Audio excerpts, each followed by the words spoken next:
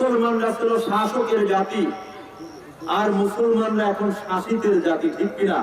আজকে যদি এখানে মমতাজা ভাই আসতো, দেখতেন যে কাহিনীটা কি। ওরে বাবারে বাবা, লোকের লোকারণ্য, ধাক্কা ধাক্কি হতো, এইখানে জায়গা পাওয়া যেত না। মুসলমানদেরকে সবাই দুধতলা দিয়ে পোষতেছে, কি বলেন? ভারতেও তো পোষতেছে। কাশ্মীরে হিন্দুরা মুসলমানদের উপরে অত্যাচার করছে, মুসলিম মা বোনদেরকে ধরে নিয়ে তারা ধর্ষণ করছে, মুসলিম আলেম ওলামাদেরকে জবাই করছে। আজকে চায়নার উইঘুরে যান, করে না, বোঝেন না, সেই জন্য আলেম ওলামার সঙ্গে শত্রুতা করে, মনে করে আলেমরা মনে হয় আমারও শত্রু। আসলে আলেমরা হচ্ছে সকল সাধারণ মানুষের বন্ধু, হিতাকাঙ্ক্ষী। বলেন সুবহানাল্লাহ।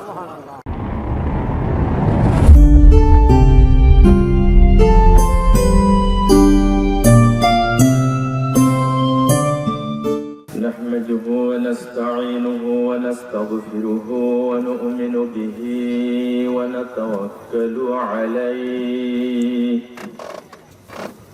ونعوذ بالله من شرور أنفسنا ومن سيئات أعمالنا من يهد الله فلا مضل له ومن يضلله فلا هادي له ونشهد أن لا إله إلا الله وأن محمدا عبده ورسوله أرسله بالحق بشيرا ونذيرا وداعيا إلى الله بإذنه وسراجا منيرا. أما بعد، فقد قال الله تعالى في كلامه المجيد وفرقانه الحميد: أعوذ بالله من الشيطان الرجيم. بسم الله الرحمن الرحيم. والطور وكتاب مسطور في رق منشور والبيت المعمور والسقف المرفوع والبحر المسجور إن عذاب ربك لواقع ما له من دافع يوم تمور السماء مورا وتسير الجبال سيرا فويل يومئذ للمكذبين الذين هم في خوض يلعبون يوم يدعون إلى نار جهنم دعا هذه النار التي كنتم بها تكذبون أفسحر هذا أم أنتم لا تبصرون اصلوها فاصبروا أو لا تصبروا سواء عليكم إنما تجزون ما كنتم تعملون إن المتقين في جنة ونعيم فاكهين بما آتاهم ربهم ووقاهم ربهم عذاب جحيم كلوا واشربوا هنيئا بما كنتم تعملون متكئين على سرور مصفوفة وزوجناهم بحور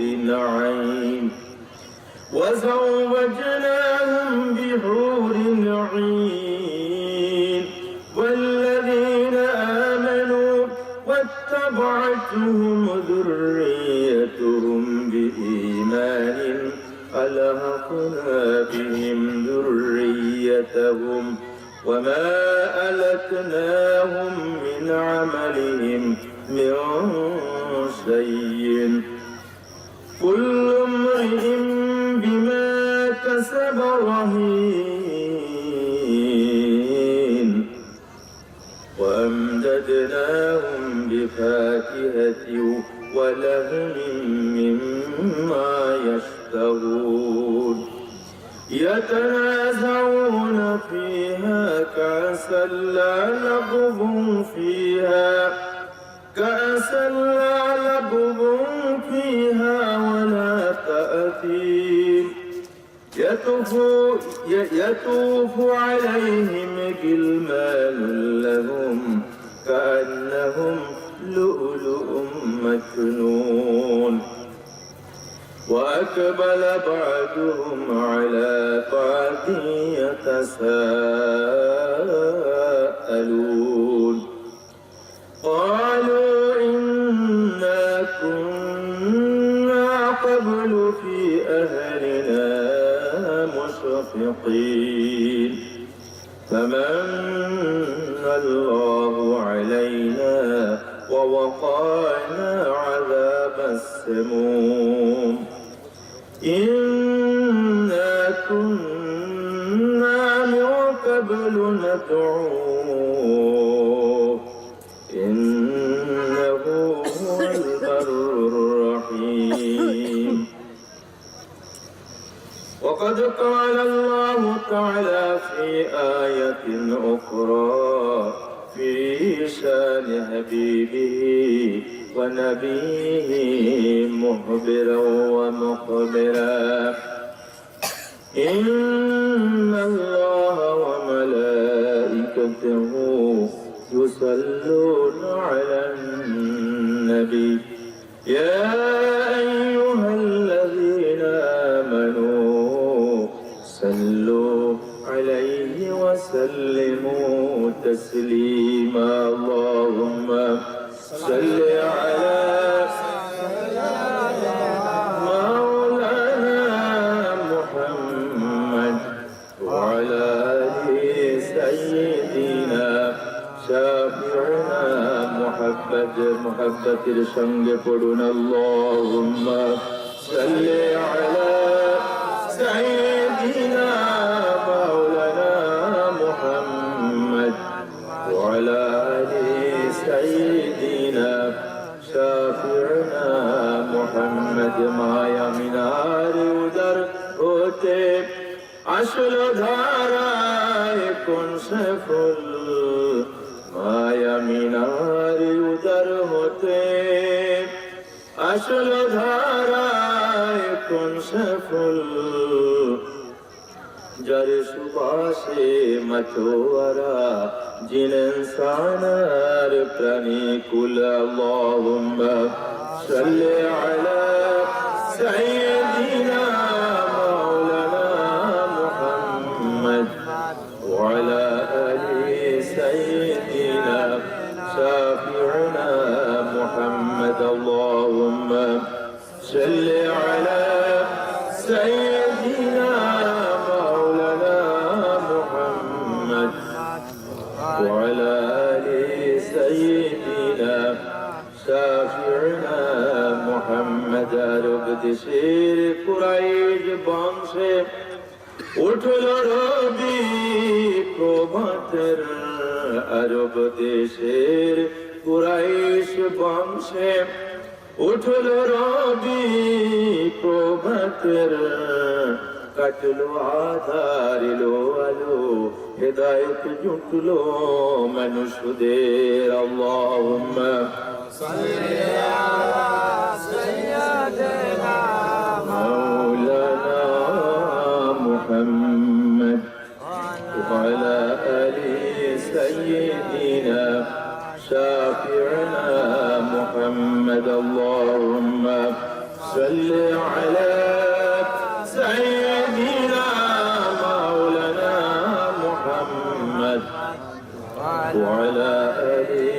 سيدنا شافعنا محمد بلغ العلا بكماله كشف الدجى بجماله حسنت جميع خصاله صلوا عليه وآله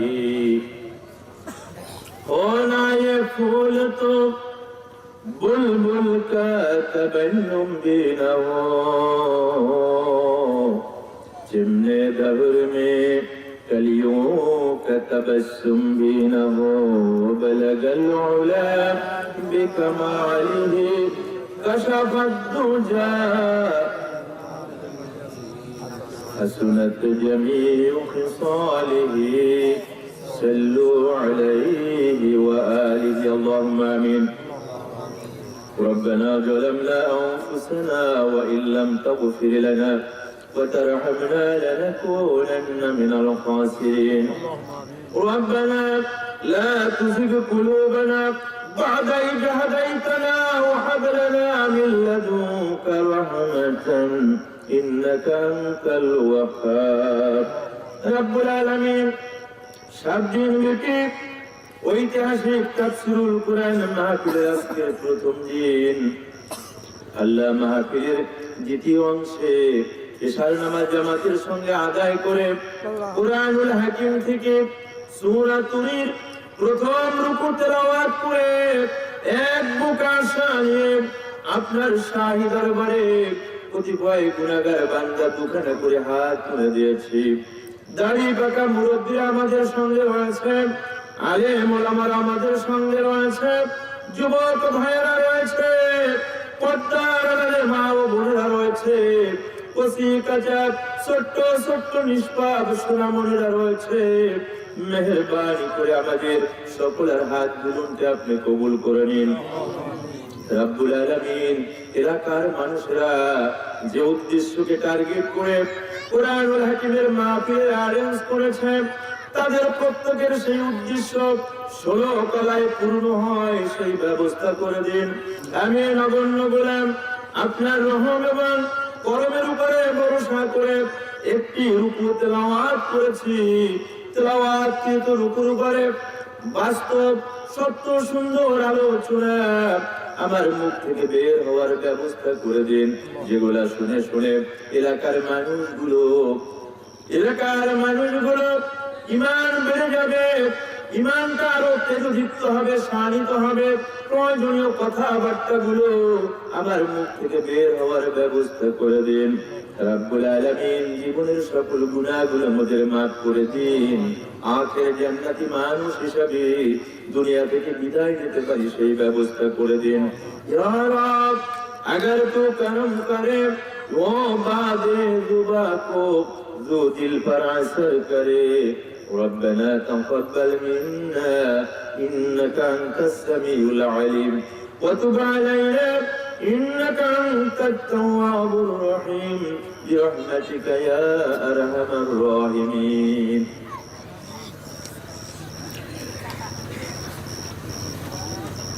ঐতিহ্যবাহী শ্রমবাড়িয়া বাস স্ট্যান্ড তাফসীরুল মাহফিল কমিটির উদ্যোগে 7 দিন ব্যাপী 13তম তাফসীরুল কুরআন মাহফিলের আজকের প্রথম দিনের সম্মানিত সভাপতি উপস্থিত মুরব্বিয়ান ইকরাম উপস্থিত যুবক ভাইয়েরা পর্দার অন্তরালের মা ও বোনেরা কচি কাঁচা ছোট ছোট সোনামণিরা আসসালামু আলাইকুম ওয়া রাহমাতুল্লাহি ওয়া বারাকাতুহু আল্লাহ পাকের লাখ কোটি শুকরিয়া আদায় করছি যে আল্লাহ সুবহানাহু ওয়া তাআলা শীতের এই পড়ন্ত সন্ধ্যায় আমাদেরকে মাহফিলে আমাদেরকে তাফসীরুল কুরআন মাহফিলের অ্যারেঞ্জ করার তৌফিক দেওয়ার জন্য শুকরিয়া আদায় করি আলহামদুলিল্লাহ। আমরা আরো শুকরিয়া আদায় করব এই কারণে যে আল্লাহ সুবহানাহু ওয়া তাআলা অত্যন্ত মেহেরবানি করে আমাদেরকে তাফসীরুল কুরআন মাহফিলের যে মজলিসে হাজির হওয়ার তৌফিক দিলেন, ঠিক কিনা? অসংখ্য মানুষ এই সোসাইটির বিভিন্ন দুনিয়াবী কাজকর্মের মধ্যে তারা নিমগ্ন রয়েছে। কুরআনুল হাকিমের এই মাহফিলে জান্নাতের বাগিচায় আসার মতো মানসিকতা তাদের মধ্যে পুরো হয় নাই, তারা এখানে আসতে পারে নাই। আবার অসংখ্য মানুষ যারা বিভিন্ন ভাবে অসুস্থতার কারণে কেউ বা হসপিটালের বেডে কাতরাচ্ছে, কেউ বা বিভিন্ন ধরনের সমস্যার মধ্যে জর্জরিত রয়েছে। আল্লাহ সুবহানাহু ওয়া তাআলা আমাদের দুনিয়াবী কাজকর্মের মধ্যে মশগুল না রেখে, হসপিটালের বেডে না রেখে সম্পূর্ণ সুস্থতার সঙ্গে এই মজলিসে এসে যে হাজির হওয়ার তৌফিক দিলেন, মহান রবের দরবারে সকলেই জোরে সরে সর্বশক্তি নিয়োগ করে আমরা শুকরিয়া আদায় করি। সকলেই বলে আলহামদুলিল্লাহ। আমরা আরো একটু শুকরিয়া আদায় করতে চাচ্ছি এ কারণে যে আল্লাহ জাল্লা শাআনহু চাইলে আপনাকে আমাকে অমুসলিম পিতামাতার মাধ্যমে পৃথিবীতে পাঠাতে পারতেন, ঠিক কিনা? আর যদি অমুসলিম পিতামাতার মাধ্যমে আমরা এই পৃথিবীতে আসতাম, ইমানের স্বাদ গ্রহণ করা থেকে হয়তোবা চিরদিনের জন্য আমরা বঞ্চিতই থেকে যেতাম, ঠিক কিনা? আখের জাহান্নামী মানুষ হিসাবে এই দুনিয়া আমাদেরকে ছাড়তে হতো। আল্লাহ জাল্লা শাআনহু তেমনটি না করে অত্যন্ত মেহেরবানি করে আমাদেরকে মুসলিম পিতামাতার মাধ্যমে এই পৃথিবীতে আসার ব্যবস্থা করলেন, ঠিক কিনা? শুধু তাই নয়, ইমানদার মানুষগুলোর কাতারে মিছিলে আমাদেরকে শরীক করলেন। এজন্য মহান রবের দরবারে সমস্বরে সর্বশক্তি নিয়োগ করে আমরা শুকরিয়া আদায় করি, বলেন আলহামদুলিল্লাহ। সালাম ও দুরূদ সরকারে দু জাহান সাইয়্যিদুনা জনাব মুহাম্মদুর রাসূলুল্লাহ সাল্লাল্লাহু আলাইহি ওয়াসাল্লামের প্রতি, যার মাধ্যমে এই কোরআনুল মাজিদকে আমরা আল্লাহ জাল্লা শাআনহুর কাছ থেকে উপহার হিসাবে পেয়েছি, ঠিক কিনা? শুধু আমরা নয়, কিয়ামত পর্যন্ত আগত পৃথিবীর সকল মানুষের জন্য এই কোরআন হচ্ছে আল্লাহ সুবহানাহু ওয়া তাআলার পক্ষ থেকে একটা উপহার, ঠিক কিনা? সম্মানিত সুধী, এই কোরআন উপহার হওয়ার পাশাপাশি সমগ্র পৃথিবীর মানুষের জন্য এটা হচ্ছে আল্লাহর পক্ষ থেকে একটা নিয়ামত, বলেন সুবহানাল্লাহ। এই পৃথিবীতে আপনাকে আমাকে আল্লাহ সৃষ্টি করেছেন, আবার বেঁচে থাকার জন্য যত রকমারি নিয়ামতের প্রয়োজন, যা কিছুর প্রয়োজন, সব কিছু আল্লাহ আপনার আমার জন্য এই পৃথিবীতে দিয়েছেন, ঠিক কিনা? আমরা মানুষ বাদে, মানুষ আর জিন বাদে আসমান জমিনের মধ্যে যা কিছু রয়েছে সব কিছুই হচ্ছে মানুষের জন্য, বলেন সুবহানাল্লাহ। আল্লাহ সুবহানাহু ওয়া তাআলা এই মহাসত্যটি কোরআনুল হাকিমের মধ্যে এভাবে উপস্থাপন করেছেন, ওয়াল্লাযী খালাকা লাকুম মা ফিল আরদি জামিআ। আল্লাহু আকবার। আল্লাহ বলেন, ও দুনিয়ার মানুষেরা শোনো, হৃদয়ের কান লাগিয়ে শোনো, এই পৃথিবীর মধ্যে আমি যা কিছু সৃষ্টি করেছি সব কিছুই তোমরা মানুষ তোমাদের জন্য সৃষ্টি করেছি, বলেন সুবহানাল্লাহ। সম্মানিত সুধী, সুতরাং সব কিছুই হচ্ছে আমাদের জন্য নেয়ামত। ওই চন্দ্র আপনার আমার জন্য নেয়ামত, সূর্য হচ্ছে আপনার আমার জন্য নেয়ামত, গ্রহ নক্ষত্রগুলো হচ্ছে নেয়ামত, আলো নেয়ামত, বাতাস হচ্ছে নেয়ামত, সব কিছুই হচ্ছে আপনার আমার জন্য নেয়ামত। এই নেয়ামত গুলোর মধ্যে সর্বশ্রেষ্ঠ নেয়ামত হচ্ছে এই কোরআনুল মাজিদ, ঠিক কিনা? বাপজান, ভালো করে আপনাকে আমাকে চিন্তা করতে হবে, কেন এই হাজার হাজার টাকা খরচা করে প্রচন্ড শীতের মধ্যে সারাদিন কর্মব্যস্ত থেকে শ্রান্ত ক্লান্ত হয়ে যখন আমরা রেস্ট নিতে যাওয়ার কথা, বিছানার সঙ্গে গালিয়ে দেওয়ার কথা, আমরা সেই রেস্টে না গিয়ে, আমরা বিশ্রাম না নিয়ে সারাদিন কাজ করার পরে আবার যে গভীর রজনী পর্যন্ত এখানে এসে বসে বসে জেগে জেগে কোরআনের আলোচনা শুনছি, এর কারণটা কোথায়? আপনাকে আমাকে ডিপলি বিষয়টা চিন্তা করতে হবে, ঠিক কিনা? কোরআনুল হাকিম ছোট্ট একখানা কিতাব, এর চাইতে বড় বড় কিতাব এই পৃথিবীতে আছে না নেই? বড় বড় টনকে টন ওজনের কিতাব এই পৃথিবীতে আছে, কিন্তু এই ছোট্ট কিতাবটার প্রতি আমাদের এত আকর্ষণ কেন? আকর্ষণের পিছনে যেটা কারণ সেটা হচ্ছে আল্লাহ সুবহানাহু ওয়া তাআলার পক্ষ থেকে এটা এসেছে। কাদের জন্য এসেছে কোরআন? হ্যাঁ, মানুষের জন্য এসেছে। কোরআনুল হাকিমের কেন্দ্রীয় বিষয় হচ্ছে, আলোচ্য বিষয় হচ্ছে মানুষ, ঠিক কিনা?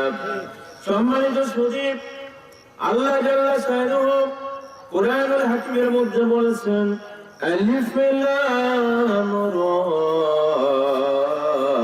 কিতাবুন আনজালনাহু ইলাইকা লিতুখরিজান নাসা মিনাজ যুলুমাতি ইলান নূর। আল্লাহ বললেন, আলিফ লাম রা, নবী হে, এই কিতাব আপনার কাছে এজন্য নাজিল করেছি যে এই কিতাবের মাধ্যমে দুনিয়ার মানুষগুলোকে টেনে টেনে অন্ধকার থেকে আলোর দিকে বের করে নিয়ে আসবেন, পাপ পঙ্কিলতা থেকে নেকির দিকে, সওয়াবের দিকে তাদেরকে বের করে নিয়ে আসবেন। ওই জাহান্নামের পথ থেকে টেনে টেনে তাদেরকে জান্নাতের পথের দিকে নিয়ে আসবেন। বলেন সুবহানাল্লাহ। জান্নাতের পথে আনার জন্য আল্লাহ সুবহানাহু ওয়া তাআলা প্রিয় নবীর কাছে এই কোরআন নাযিল করেছেন। বলেন সুবহানাল্লাহ। সম্মানিত সুধী, দীর্ঘদিন 17 বছর, আমার বোধহয় একটু ভুল হয়েছে, 13 বছর বলেছে, কিন্তু এখানে মাহফিল হচ্ছে কত বছর? এবারে হলো 17তম, নাকি? আলহামদুলিল্লাহ, বলেন আলহামদুলিল্লাহ। আপনারা সৌভাগ্যবান যে 16টা বছর আপনারা পার করেছেন, 17তম বছরের আজকে শুরু, ঠিক কিনা? এই 17টি বছর আপনারা কোরআনের আলোচনা শুনছেন। সুতরাং কোরআনের পরিচয়, এর বিষয়বস্তু, প্রাসঙ্গিক কথাবার্তা, এগুলো নিঃসন্দেহে আপনাদের মুখস্থ হয়ে গেছে, ঠিক কিনা? তারপরেও একটু দোলা দেওয়ার জন্য যারা আলোচনা করবে ভূমিকায় কোরআন সম্পর্কে একটু কথা সকলেই বলে, ঠিক কিনা? আর আজকের যেহেতু প্রথম মাহফিল, কোরআনের বিষয়ে কিছু কথা বলা দরকার কিনা? প্রাণ প্রিয় দিনী ভাই সব, সুতরাং কোরআনুল হাকিম আপনার আমার কাছে কেন এসেছে? জান্নাতের পথে চলার জন্য। কোরআন হচ্ছে আপনার আমার জন্য নয়, শুধু দলমত, জাতি, ধর্ম, বর্ণ নির্বিশেষে পৃথিবীর সকল মানুষের জন্য পথের দিশা, ঠিক কিনা? এই কোরআন কিন্তু শুধু আলেম ওলামার সম্পদ নয়, শুধু জামাত ইসলামীর সম্পদ নয়, শুধু সরমনের সম্পদ নয়, শর্ষিনাপন্থীদের সম্পদ নয়, তবলিগ জামাতের সম্পদ নয়, আওয়ামী লীগের সম্পদ, বিএনপির সম্পদ, এমনি ভাবে শুধু মুসলমানদের সম্পদ নয়, মুসলিম যারা রয়েছে কোরআনের কাছে আসার অধিকার তাদেরও আছে। এটা সকল মানুষের সম্পদ, ঠিক কিনা? বলবেন হুজুর বানিয়ে বলছেন কিনা? না না, বানিয়ে বলিনি। কোরআনুল হাকিমের মধ্যে আল্লাহ সুবহানাহু ওয়া তাআলা বলেছেন, শাহরু রমাদানাল্লাযী উনজিলা ফীহিল কুরআন হুদাল লিন্নাস। আল্লাহু আকবার। আল্লাহ বলেছে, রমজান মাস, যেই মাসে আমি কোরআন নাযিল করেছি, দলমত, জাতি, ধর্ম, বর্ণ নির্বিশেষে পৃথিবীর সকল মানুষকে কোরআন পথ দেখাবে। বলেন সুবহানাল্লাহ। কোরআন পথ দেখাবে কি শুধু হুজুরকে, জামাত ইসলামীকে, আলেম ওলামাকে? না না, কোরআন পথ দেখাবে সকল মানুষকে। সেজন্য কোরআন আল্লাহ দিয়েছেন। বলেন সুবহানাল্লাহ। এখন কোন পথ? প্রশ্ন কিনা? সম্মানিত সুধী, কোরআন পথ দেখায় দু ধরনের, সত্যের পথ দেখায়, অসত্যের পথ দেখায়। সত্য এবং মিথ্যাকে আলাদা করে দেখায়। কোন ভাবে পৃথিবীর মানুষের জীবন যাপন করলে, জিন্দেগি পরিচালনা করলে দুনিয়ার জিন্দেগিতে সুখ পাবে, স্বস্তি পাবে, শৃঙ্খলা পাবে, শান্তি পাবে, সেই পথের কথা কোরআনুল হাকিমের মধ্যে আদ্যপান্ত আল্লাহ আলোচনা করেছেন, ঠিক কিনা? আবার কোন পথে চললে দুনিয়ার মানুষেরা দুঃখ, দৈন্যতা, জরাজীর্ণতা, জুলুম, নির্যাতন, পরাধীনতার গেলানি মাথায় নিয়ে জিল্লাতির সঙ্গে পৃথিবীতে বসবাস করবে, সেই কথাও কোরআনুল হাকিমের মধ্যে বলে দিয়েছেন কে? আল্লাহ। ভালো করে ভাবুন। আবার দুনিয়ার জিন্দেগিতে মানুষেরা কিভাবে জিন্দেগি যাপন করলে চোখ বোঝার সঙ্গে সঙ্গে কবরে রাখার পরে মহা শান্তির সঙ্গে মোলাকাত হয়ে যাবে। শেষ বিচারের মধ্য দিয়ে জান্নাতের পরম সুখের ঠিকানা, জান্নাতের ফয়সালা কপালে মিলবে। সেই কথা আল্লাহ জাল্লা শানুহু কুরআনুল হাকিমের মধ্যে বলে দিয়েছেন, ঠিক কিনা? পাশাপাশি কোন ভাবে জিন্দেগি যাপন করলে চোখ বোঝার পরে কবরে রাখার পরে মহা শাস্তির সঙ্গে সাক্ষাৎ হয়ে যাবে। শেষ বিচারের ফয়সালার মধ্য দিয়ে প্রজ্বলিত করা, ধাউ ধাউ করা মহা অগ্নিকুণ্ডের মধ্যে তথা জাহান্নামের মধ্যে গিয়ে পড়তে হবে। সেই কথা কুরআনুল হাকিমের মধ্যে বলে দিয়েছেন কে? আল্লাহ। সুতরাং জাহান্নাম থেকে যদি বাঁচতে হয়, জান্নাতে যদি যেতে হয়, এই কুরআনুল হাকিমের কাছে আপনাকে আমাকে আসতে হবে। আপনার আমার আসল বাড়ি কোথায়? কোথায় আপনার আমার আসল বাড়ি? সোলমবাড়িয়া তো মোড়েলগঞ্জ, বাগেরহাট। আপনার আমার আসল বাড়ি কবরে না, আপনার আমার আসল বাড়ি হচ্ছে জান্নাত। বলেন সুবহানাল্লাহ। আমরা যদি বেশি ঈমানদার হয়ে থাকি, মুমিন হয়ে থাকি, প্রকৃত মুসলমান যদি হয়ে থাকি, আপনার আমার আসল ঠিকানা কোথায়? জান্নাত। ওই আসল বাড়ি যেতে হবে, ঠিক কিনা? সম্মানিত সুধী, এই আসল বাড়ি জান্নাতে যদি আপনাকে আমাকে যেতে হয়, এই কুরআনুল হাকিমের সাথে নিবিড় সম্পর্ক গড়ে তুলতে হবে। কোরআনকে বাদ দিয়ে জান্নাতে যাওয়া যাবে না। কোরআনকে বাদ দিয়ে এই পৃথিবীতে সুখ, স্বস্তি, শান্তি, সমৃদ্ধি এইটা লাভ করা যাবে না। আমার কথা বোধহয় আপনারা বুঝতেছেন না। এমনি তো হাজার হাজার লোক আপনারা, নাকি? পুরা কপাল আমরা, আসলে কি পুরা কপাল। আজকে যদি এখানে মমতাজা ভাই আসতো, দেখতেন যে কাহিনীটা কি। ওরে বাবারে বাবা, লোকের লোকারণ্য, ধাক্কা ধাক্কি হতো, এইখানে জায়গা পাওয়া যেত না। আর সবচাইতে শ্রেষ্ঠ নেয়ামত মুসলমানদের জন্য, যেটা মুসলমানদের ভাগ্য পার নাই, এই কুরআনুল হাকিমের মজলিস, কুরআনুল হাকিমের মাহফিল। আল্লাহর আসমানের নিচে জমিনের উপরে কোরআনের মজলিসের চাইতে ভালো মজলিস দ্বিতীয়টা কি আর আছে? নাই। কিন্তু পুরা কপাল মুসলমান আমরা বুঝলাম না। মুসলমানরা একদিন বুঝেছিল, কোরআনের মূল্য বুঝেছিল, কোরআনকে তারা ইজ্জত দিত, কোরআনের প্রতি যে দায়িত্ব কর্তব্য তারা সেদিন পালন করেছিল। যার কারণে এই কোরআনকে হাতে নিয়ে, কোরআনকে বুকে নিয়ে অর্ধ পৃথিবী একদিন মুসলমানরা শাসন করেছিল, ঠিক কিনা? ভুল বলছি বোধহয়, নাকি? রাজনীতি করতে আসছি বোধহয় এখানে, নাকি? অর্ধ পৃথিবী মসজিদে নববীতে বসে মুসলমানরা শাসন করেছে কিনা এটাই। আপনি সে অর্ধ পৃথিবীর দিকে যান কেন? আমাদের এই উপমহাদেশ, পাক, ভারত, বাংলা, এই তিনটা মিলিয়ে একটা রাষ্ট্র ছিল না? এটাকে কি বলা হতো? ভারতীয় উপমহাদেশ।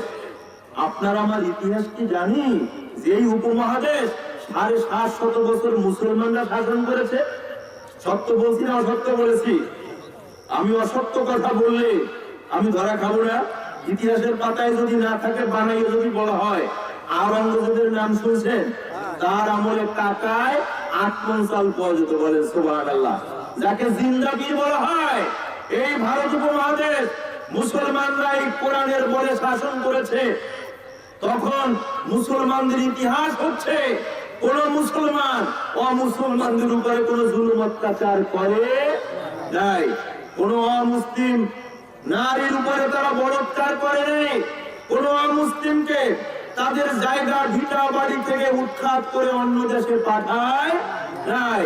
শান্তির ইতিহাস মুসলমানদের ইতিহাস, শৃঙ্খলার ইতিহাস মুসলমানদের ইতিহাস, সোনালী ইতিহাস মুসলমানদের ইতিহাস, ঠিক কিনা? কপাল পোড়া মুসলমান, আমাদের অতীত জানি না, আমাদের ইতিহাস আমরা জানি না। এই ইতিহাস গড়া সম্ভব হয়েছিল একমাত্র এই কুরআনুল হাকিমের কাছে আসার কারণে। আজকে একদিন মুসলমানরা ছিল শাসকের জাতি, আর মুসলমানরা এখন শাসিতের জাতি, ঠিক কিনা? সমগ্র পৃথিবীতে মুসলমানরা কঠিন ভাবে মার খাচ্ছে, ঠিক কিনা? ঠিক না? আমার কথাটা বেঠিক, ঠিক কিনা? না না, বেঠিক। মুসলমানদেরকে সবাই দুধতলা দিয়ে পোষতেছে, কি বলেন? ভারতেও তো পোষতেছে। কাশ্মীরে হিন্দুরা মুসলমানদের উপরে অত্যাচার করছে, মুসলিম মা বোনদেরকে ধরে নিয়ে তারা ধর্ষণ করছে, মুসলিম আলেম ওলামাদেরকে জবাই করছে। আজকে চায়নার উইগুরে যান, উইগুরে অসংখ্য মুসলমানদের উপরে বৌদ্ধরা জুলুম নির্যাতন করতেছে।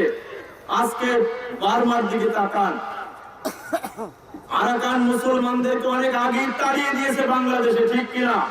সম্মানিত শুধু ওখানেও বৌদ্ধরা মুসলমানদের উপরে জুলুম অত্যাচার করতেছে।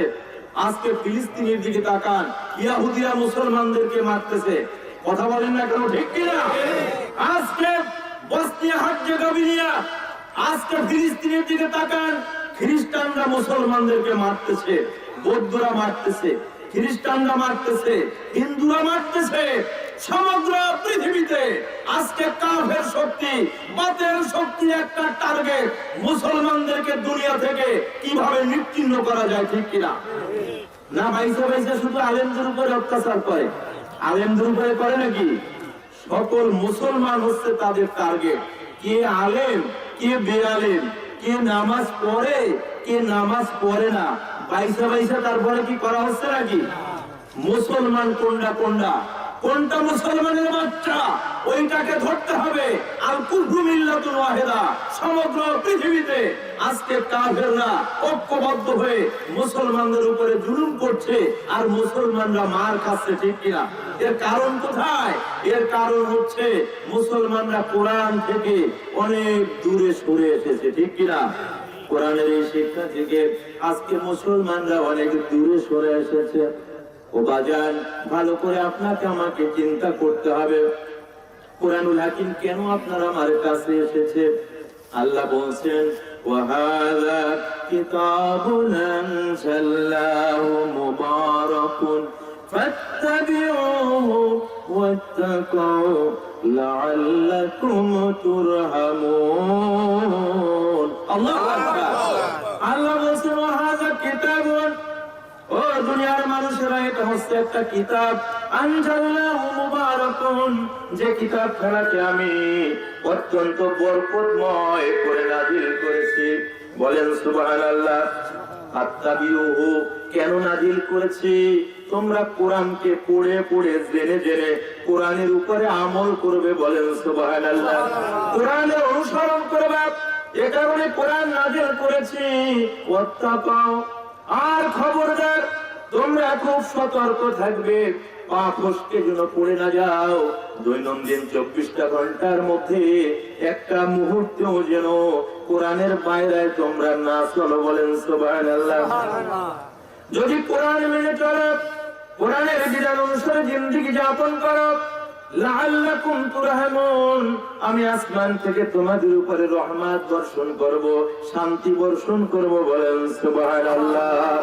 সুতরাং শান্তি যদি আপনাকে আমাকে পেতে হয়, আল্লাহর পক্ষ থেকে যদি রহমত পেতে হয়, কোরআনের কাছে আসতে হবে কিনা?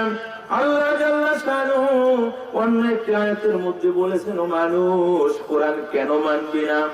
কোরআন মানবি এই জন্য, তোদের পথ চলার জন্য, জিন্দেগি যাপন করার জন্য যত কিছুর প্রয়োজন সব কিছু কোরআনুল হাকিমের মধ্যে আমি দিয়া দিয়েছি। বলেন সুবহানাল্লাহ। মা ফারাতনা ফিল কিতাবি মিন শাইইন।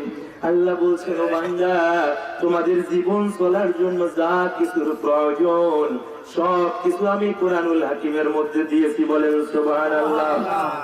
সুতরাং আসুন, আমাদের জীবন পরিচালনার জন্য, জান্নাতের পথে চলার জন্য, সুখ স্বস্তি শান্তি পাওয়ার জন্য এই কোরআনকে জানতে হবে। এর ব্যতিক্রম কিছু করলে চলবে না। সুতরাং আসুন, আজকে কোরআনুল হাকিম থেকে আমরা আলোচনা শুনবো এবং বাস্তব সুন্দর সত্য কথাগুলো নিজেদের হৃদয়ের মধ্যে ঢুকিয়ে আমরা কোরআনের প্রত্যেকটা আহকামের উপরে আমল করার চেষ্টা করব, ঠিক কিনা? আসুন, আমি আপনাদের সম্মুখে তেলাওয়াত করেছি আপনাদের কথা মতো পূর্ব নির্ধারিত জায়গা সূরাতুত তুর, নাম কি? সূরার নাম কি? সূরা তুর। আত-তুর। এই নামকরণটা হলো কিভাবে? এই সূরার প্রথম যে আয়াত, এই প্রথম আয়াত হচ্ছে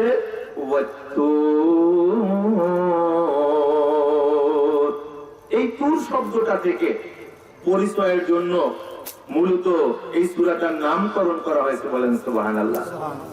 এর নামকরণের পদ্ধতি আপনারা জানেন, শুনেছেন, আমি সেদিকে আর যাইব না। তাহলে তুরটা কি জিনিস? তুর শব্দের আবিধানিক মূল অর্থ হচ্ছে পাহাড়। আর এখানে তুর নামে একটা পাহাড় আছে। তুর নামে কি আছে? পাহাড় আছে। যেই পাহাড়ে জামানার নবী হযরত মূসা আলাইহিস সালাতু ওয়াস সালামকে আল্লাহ জাল্লা শানুহু নবুয়ত দিয়েছিলেন, ঠিক কিনা? আল্লাহ সুবহানাহু ওয়া তাআলা কুরআনুল হাকিমের মধ্যে বলেছেন, ফালাম্মা ক্বাদা মূসাল আজলা ওয়া সারা বিআহলিহি আনাসা মিন জানিবিত তুরি নারা। আল্লাহ বলেন, যখন হযরত মূসা তার শ্বশুর হযরত শুআয়ব আলাইহিস সালাতু ওয়াস সালামের সঙ্গে যে চুক্তিবদ্ধ সময়টা ছিল, সেই সময়টা যখন সে শেষ করলো, কি চুক্তি ছিল শুআয়ব আলাইহিস সালামের সঙ্গে তা তো আমরা জানি নাকি? যে মূসা আলাইহিস সালাতু ওয়াস সালাম হযরত মূসা আলাইহিস সালাতু ওয়াস সালামের বিরুদ্ধে ফেরাউন ওয়ারেন্ট ইস্যু করেছিল, কারণ সে এক কিপ্তিকে একটা চড় মেরেছিল, কিপ্তি মারা গেছিল। ওয়ারেন্ট ইস্যু হলো তাকে ধরতে হবে, তার বিচার করা হবে। হযরত মূসা আলাইহিস সালাতু ওয়াস সালাম ওয়ারেন্ট ইস্যু হওয়ার পরে সোজা মিশর থেকে বাড়িয়ে মাদায়েনে গিয়েছিলেন। মাদায়েনে গিয়েছিলেন যেখানে, সেখানে হযরত শুআয়ব আলাইহিস সালাতু ওয়াস সালামের এলাকা ছিল। ঘটনা বিশাল। শুআয়ব আলাইহিস সালামের এক মেয়েকে শুআয়ব আলাইহিস সালাম হযরত মূসা আলাইহিস সালামের সঙ্গে বিবাহ দিয়েছিল। তার কাছে মোহরানা টাকা ছিল না।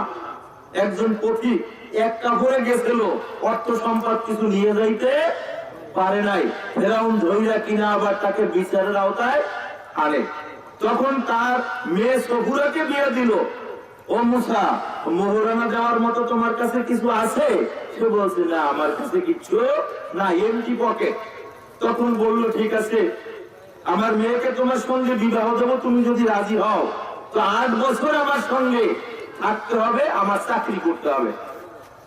এরপরে আরো 2 বছর তুমি ইচ্ছা করলে আমার সঙ্গে থাকতে পারবা, আর যদি ইচ্ছা না করো তাহলে আমি পিড়াপিড়ি করবো না। তো চুক্তি অনুসারে হযরত মূসা আলাইহিস সালাতু ওয়াস সালাম এই 8 বছর সম্পন্ন করলেন। এরপরে মনের খুশিতে আরো 2 বছর সম্পন্ন করলেন। সময় যখন শেষ হয়ে গেল, তখন মূসা আলাইহিস সালাতু ওয়াস সালামকে বললেন শুআয়ব আলাইহিস সালাম যে, হে মূসা, তুমি ইচ্ছা করলে তোমার এলাকায় এখন চলে যেতে পারো। সম্মানিত সুধী, ওই আয়াতটার মধ্যে আল্লাহ সেই কথা বলেছেন, ফালাম্মা ক্বাদা মূসা আজালান। মূসা যখন নির্দিষ্ট সময়টা শেষ করল, পরিবার পরিজন নিয়ে মিশরের দিকে রওনা দিল। আনাসা মিন জানিবিত তুরি নারা। তখন তুর পর্বতের দিকে এসে একটু আগুন দেখতে পেল। বলেন সুবহানাল্লাহ। ওই যে তুর পর্বতের কথা বলা হয়েছে, সেই তুর পর্বত এইটা। এই তুর পর্বতটা ছিল তুয়া উপত্যকায়। কোন উপত্যকায়? তুয়া উপত্যকা। এই তুয়া উপত্যকায় তুর পর্বতটা ছিল। কুরআনুল হাকিমের মধ্যে আল্লাহ বলেছেন, ফালাম্মা আতাহা মূসা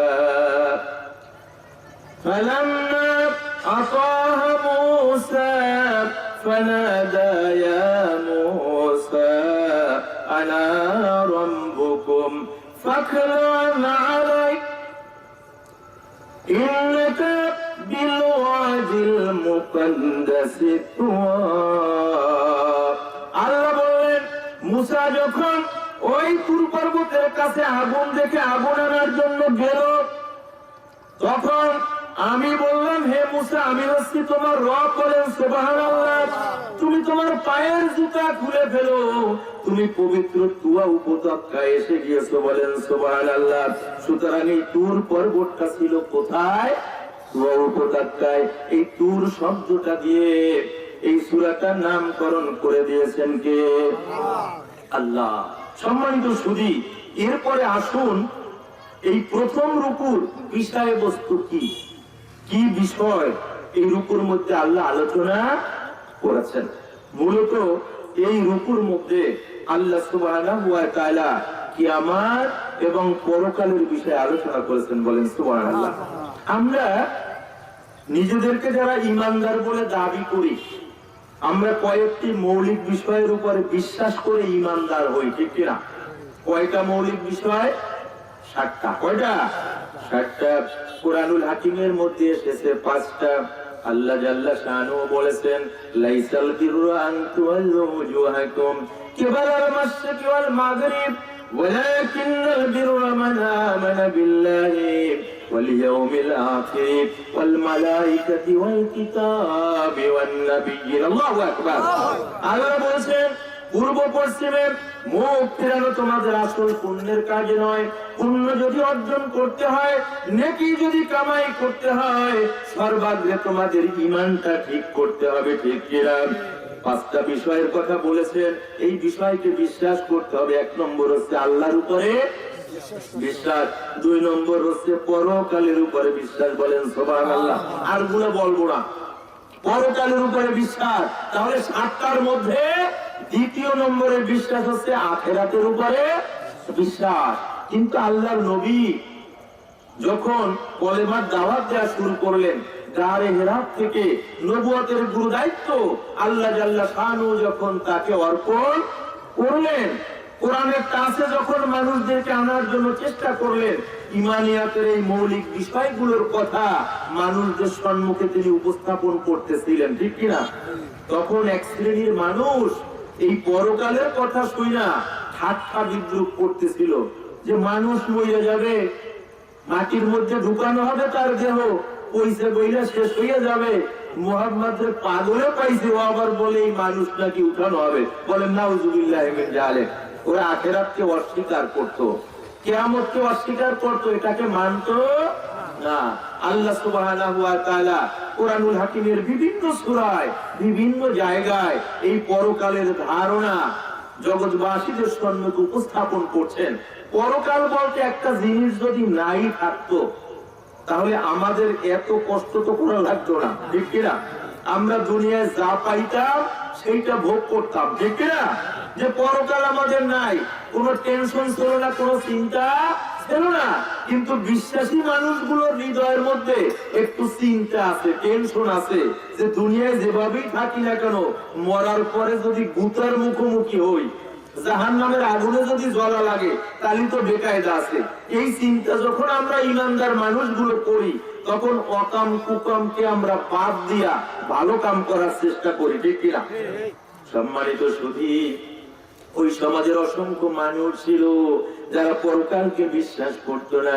আল্লাহ সুবহানাহু ওয়া তাআলা সূরা তুরের এই প্রথম রুকুর মধ্যে এই পরকাল কাকে বলে, পরকালের ধারণাটা কি, পরকালে কি কি কাহিনী ঘটবে, এগুলো অত্যন্ত চমৎকার করে জগৎবাসীর সম্মুখে উপস্থাপন করেছেন। বলেন সুবহানাল্লাহ। এবং এই পরকাল যে অবশ্যই আসবে, এই কথা বলার আগে 5টি বিষয়ের উপরে কসম খেয়েছেন। কয়টি? আমরা বিভিন্ন বিষয়কে মজবুতির সঙ্গে বোঝানোর জন্য, আশ্বস্ত করার জন্য আমরা কসম খাই না। আল্লাহে, আর আরবিরা বলে আল্লাহে, আর আমরা কই বেড়া আল্লাহর কিরা যা কইছি ঠিকঠাক আছে নাকি? আমি মিথ্যা বলি না, এবার আল্লাহর কিরা বিশ্বাস করো না, এ জাতীয় কথাবার্তা আমরা বলি না? বলি, অবশ্যই আমরা বলি। আল্লাহ সুবহানাহু ওয়া তাআলা এখানে 5টি বিষয়ের কসম খেয়েছেন। সম্মানিত সুধী, প্রত্যেকটা বিষয় ধরে ধরে যদি আলোচনা করা হয়, এক মাহফিলও শেষ হবে না। হবে নাকি? এক রুকুর উপরে এক মাহফিলে আলোচনা করা যায় না। বাধ্য হয়ে কিছু কিছু জিনিস কাটেল করা লাগবে, মূল মূল বিষয়ের উপরে আলোচনা করা লাগবে, ঠিক কিনা? আল্লাহ কোরআনুল হাকিমের মধ্যে বলেছেন ওয়ালাউ আন্না মা ফিল আরদি মিন শাজারাতিন আকলামুন ওয়াল বাহরু ইয়ামুদ্দুহু মিন বাদিহি সাবআতু আবহুরিন মা নাফিদাত কালিমাতুল্লাহ। আল্লাহু আকবার। আল্লাহ বলেন ও দুনিয়ার মানুষেরা, এই দুনিয়ার মধ্যে যত গাছপালা রয়েছে এই গাছগুলোকে কেটে কেটে যদি কলম বানানো হয়, আর যত সমুদ্র মহাসমুদ্র রয়েছে এর সঙ্গে যদি আরো 7 গুণ সমুদ্র যোগ করা হয়, সকল সমুদ্রের পানিকে যদি কালি বানানো হয়, এরপরে যদি তোমরা আমার কালামের কথা, আমার কোরআনের কথা, আমার ওহীর কথার ব্যাখ্যা বিশ্লেষণ করা শুরু করো, এর তাফসীর যদি লেখা শুরু করো, কলমগুলো ভোতা হয়ে যাবে, পানিগুলো এই কালিগুলো শেষ হয়ে যাবে। দিনের পরে মাস, মাসের পরে বছর, শতাব্দীর পরে শতাব্দী কেটে যাবে, আমার কালামের কথা বলে লিখে তোমরা শেষ করতে পারবে না। বলেন সুবহানাল্লাহ। সুতরাং এক রুকুর আলোচনা কায়দা মতো করা কি যাবে? সম্মানিত, শুধু বিসমিল্লাহির রহমানির রহিম কোরআনুল হাকিমের একটা আয়াত থেকে মিশরের জাদুঘরে বিসমিল্লাহির রহমানির রহিমের তাফসীর রয়েছে, আলেমরা লিখেছে বিসমিল্লাহির রহমানির রহিমের তাফসীর বুলিয়াম তাফসীর 30 খণ্ড হচ্ছে শুধু বিসমিল্লাহ তাফসীর। বলেন সুবহানাল্লাহ। বিসমিল্লাহির রহমানির রহিম শুধু এই একখানা আয়াতের তাফসীর হচ্ছে 30 খণ্ড। বলেন সুবহানাল্লাহ। সুতরাং এই কোরআনের আসলে কি কুল কিনারা কিছু আছে? আমরা এ কারণে প্রয়োজনীয় কথাগুলো আপনাদের সম্মুখে বলার চেষ্টা করব। আমার অভ্যাস হচ্ছে, আমি চেষ্টা করি যে রুকুটা আমাকে দিলেন প্রত্যেকটা শব্দের আমি অর্থ আপনাদের সম্মুখে বলবো, প্রত্যেকটা লাইনের অর্থ বলবো, প্রয়োজনীয় বিষয়ের উপরে কথাবার্তা বলার চেষ্টা করব। শুরু কইরা ভারত আমেরিকা ঘুরে আসবো আর কোরআনের অনুবাদ করা হবে না, শব্দের আলোচনা করা হবে না, এইটা তাফসীর হতে পারে না, এটা করা হবে না। আপনারা যতটুকুন সময় লাগে আমার সঙ্গে আপনারা থাকতে কি রাজি আছেন? থাকবেন কেন? মাওলার সন্তুষ্টির জন্য, ঠিক কিনা? কোরআনের কথা না শুনলে কিভাবে আমরা চলবো, কিভাবে আমরা জান্নাতে গিয়ে হাজির হব? একটু কষ্ট হলেও, তবে যতই আপনারা কষ্ট হোক না কেন আমি রাত্র 11টার ওই পাশে নিব না। বুঝা গেছে? 11টার উপরে নিব না। আমি কাটেল করে করে মূল কথাগুলো আপনাদের সম্মুখে বলার চেষ্টা করব। আর এক্ষেত্রে আল্লাহ সুবহানাহু ওয়া তাআলার কাছ থেকে আমি তাওফিক কামনা করছি, কারণ উনি যদি আমাদেরকে অনুমোদন না দেন মুখ থেকে কি একটা কথাও আসলে বের করা সম্ভব? আল্লাহর অনুমোদন চেয়ে আমি মূল আলোচনা শুরু করছি। এতক্ষণ আমরা ভূমিকার মধ্যে ছিলাম। মূল আলোচনা শুরু করার আগে আমি বিনয়ের সঙ্গে অনুরোধ করছি অত্র এলাকার ভাইদেরকে রাস্তাঘাটে দাঁড়িয়ে না থেকে, অযথা চায়ের স্টলের সামনে না থেকে আসুন কোরআনুল হাকিমের এই মজলিসে, জান্নাতের বাগানে বসে আমি কে আলোচনা করছি এইটা বড় বিষয় না, কারণ আমি তো আপনাদের ঘরের ছেলে, আপনাদের সন্তানের মতো, আপনাদের ভাইয়ের মতো। শরণখোলা মোড়ের গজ একই সুতায় গাঁথা, ঠিক কিনা? একটা জনপদ যে ওই রাজৈর থেকে রায়েন্দা থেকে কবির মৌলানা আসে, সে আর কি বলবে, সেটা বড় কথা নয়। কে আলোচনা করলো? বড় কথা হচ্ছে কি থেকে আলোচনা করছে, কোরআনুল হাকিম থেকে, ঠিক কিনা? সুতরাং আমার ইজ্জতে নয়, কোরআনের ইজ্জতে, আপনাদের কল্যাণে আমি বিনয়ের সঙ্গে আপনাদেরকে অনুরোধ করছি, মাহফিল প্যান্ডেলে এসে হাজির হয়ে কোরআনের এই মণি মুক্তা লুফে নেওয়ার জন্য আপনারা চেষ্টা করুন। তাহলে আমাদের প্রত্যেকের জীবনকে বরকতময় করে দিবেন কে? আল্লাহ। সম্মানিত সুধী, আসুন এবারে আমরা মূল আলোচনার দিকে ফিরি। প্রথম আয়াত হচ্ছে বিসমিল্লাহির রহমানির রহিম ওয়াত-তুর ওয়া কিতাবিম মাসতুর। তুরের আলোচনা আমি কিন্তু করে ফেলছি নামকরণের সময়, ঠিক কিনা? যে তুর হচ্ছে একটা পাহাড়ের নাম, যেটা হচ্ছে তুয়া উপত্যকায় অবস্থিত, যেখানে হযরত মূসা আলাইহিস সালামকে আল্লাহ সুবহানাহু ওয়া তাআলা নবুয়ত দিয়েছিলেন। যেই পর্বতে হযরত মূসা আলাইহিস সালাম আল্লাহর সঙ্গে কথা বলতেন, এ কারণেই তাকে আল্লাহ সুবহানাহু ওয়া তাআলা কালিমুল্লাহ উপাধি দিয়েছিলেন, ঠিক কিনা? হযরত মূসা তৎকালীন সময়ের মানুষদেরকে দাওয়াত দিতেন একটা কলেমার দিকে। সেই কলেমাটা কি ছিল? লা ইলাহা ইল্লাল্লাহু মূসা কালিমুল্লাহ, ঠিক কিনা? আল্লাহ ছাড়া কোনো ইলাহ নাই, আর মূসা হচ্ছে কালিমুল্লাহ। মূসা হচ্ছে ওই মূসা যেই মূসা আল্লাহর সঙ্গে কথা বলতো। কোন পাহাড়ে কোন জায়গায় কথা বলতো? তুয়া উপত্যকায় তুর পর্বতে মূসা আল্লাহর সঙ্গে কথা বলতো। বলেন সুবহানাল্লাহ। এই তুরের আগে একটা ওয়াও আছে, ওয়াও।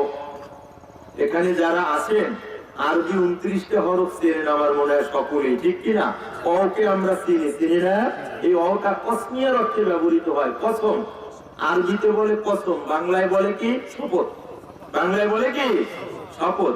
এই কমিশনার সাহেবরা নির্বাচিত হয়েছে, কয়েকদিন পরে শপথ করাবে না? এখনো মনে হয় শপথ হয় নাই। সম্মানিত সুধী, সুতরাং আল্লাহ শপথ খেয়েছেন ওয়া তুর, তুরের কসম। বলেন সুবহানাল্লাহ। ওয়া কিতাবিম মাসতুর, ওটা হচ্ছে কসমের ও। ওয়া কিতাবিম মাসতুর, কিতাব মানে হচ্ছে তো কিতাব, ঐশী গ্রন্থ। মাস্তুর যেটা হচ্ছে ওপেন, যেটা হচ্ছে খোলা। খোলা কিতাবের শপথ। ফি রক্কিম মানসুর, যেটা হচ্ছে রক্কিম মানসুরের মধ্যে রক্ষিত। বলবেন যে বাজার রক্কিম মানসুর কাকে বলা হয়? রক্কুন শব্দের অর্থ হচ্ছে পাতলা চামড়া, ঝিল্লি, চামড়ার একটা অংশ। মানসুর যেটা হচ্ছে প্রশস্ত চামড়ার ঝিল্লি, যার উপরে প্রাচীন কালে কোন লেখা যদি লিখে রাখা হতো দীর্ঘদিন লাস্টিং করতে। বলেন সুবহানাল্লাহ। তাওরাত, জবুর, ইনজিল এবং তৎকালীন সময়ের নবী আলাইহিস সালামদের উপরে যে সহিফাগুলো আল্লাহ নাযিল করেছিলেন, এই কিতাবগুলো, সহিফাগুলো এই হরিণের চামড়ার ঝিল্লির উপরে তারা লিখে রাখতো। বলেন সুবহানাল্লাহ। এই কারণে আল্লাহ বলেছেন রক্কিম মানসুর, খোলা কিতাবের শপথ। কেন খোলা কিতাব বলা হলো? তাওরাত, জবুর, ইনজিল এই কিতাবগুলো যখন কোরআন নাযিল হয়েছিল, তখনকার সমাজের ইহুদি খ্রিস্টানদের কাছে, মানুষগুলোর কাছে অ্যাভেলেবেল ছিল। সকল মানুষ ইচ্ছা করলে এই কিতাবগুলো স্পর্শ করতে পারত, কিতাবগুলো পাঠ করতে পারত। বলেন সুবহানাল্লাহ। যেমন আজকের জমানায় কোরআন নাই এমন কোন মুসলমানের ঘর নাই যে আলেমদেরকে লড়াই, আলেমদেরকে পিটায়, পশ্চিমময় জীবনে ফেরে না। ওই মানুষটাও কিন্তু নূতন একটা ঘর যখন সঞ্চার করে, বরকতের জন্য আল্লাহ সুবহানাহু ওয়া তাআলার পক্ষ থেকে দেয়া এই কোরআনুল হাকিম নিয়ে ওই ঘরের মধ্যে আগে ঢোকায়, ঠিক কিনা? হ্যাঁ, বোঝে না সেই জন্য নামাজ পড়ে না, বোঝেন না সেই জন্য আলেম ওলামার সঙ্গে শত্রুতা করে, মনে করে আলেমরা মনে হয় আমারও শত্রু। আসলে আলেমরা হচ্ছে সকল সাধারণ মানুষের বন্ধু, হিতাকাঙ্ক্ষী। বলেন সুবহানাল্লাহ। সম্মানিত সুধী, এ কারণে এই কিতাবটা অ্যাভেলেবেল পাওয়া যেত। আল্লাহ সুবহানাহু ওয়া তাআলা এ কারণে এটাকে বলেছে খোলা কিতাবের শপথ। বলেন সুবহানাল্লাহ। পরকাল বোঝানোর জন্য এই কিতাবটার শপথ এ কারণে খাওয়া হলো যে প্রত্যেকটা কিতাবের মধ্যে পরকাল যে একদিন হবে, কিয়ামত যে একদিন হবে, এই কথাগুলো অত্যন্ত চমৎকার করে আল্লাহ সুবহানাহু ওয়া তাআলা আলোচনা করেছিলেন। বলেন সুবহানাল্লাহ। এমন কোন কিতাব আসে নাই, এমন কোন নবী আসে নাই যাদের কিতাবে যেই নবীদের জবানি দিয়া পরকালের কথা, কিয়ামতের কথা উচ্চারিত না হয়েছে। এ কারণে এই কিতাবের শপথ কে খাইলেন? আল্লাহ। এরপরে আল্লাহ বলেছেন ওয়াল বাইতিল মামুর, আবাদ গৃহের শপথ। বাইতুন মানে ঘর, বাইতুন মানে কি? ঘর। আমরা যে ঘরে থাকি আমরা বলি ঘর, আরবিরা বলে বাইত, বাইতি আমার ঘর। আল্লাহ বলছেন বাইতুল মামুর। মামুর শব্দের অর্থ আছে আবাদ গৃহ, যেখানে আবাদ করা হয়, ইবাদত বন্দেগী করা হয় ক্ষণ সময়ের জন্য, যেখান থেকে ইবাদত বন্দেগী বাদ দেওয়া হয় না। এই বাইতুল মামুর আসমানের 7টা আসমান রয়েছে, প্রত্যেকটা আসমানে একটা করে বাইতুল মামুর রয়েছে। প্রত্যেক আসমানের ফেরেশতারা সেখানে ইবাদত বন্দেগী করে, বলেন সুবহানাল্লাহ। প্রত্যেকটা আবাদ গৃহে কিছু সংখ্যক ফেরেশতা আছে সিজদারত অবস্থায় আছে, কিছু সংখ্যক ফেরেশতা রুকুর অবস্থা আছে।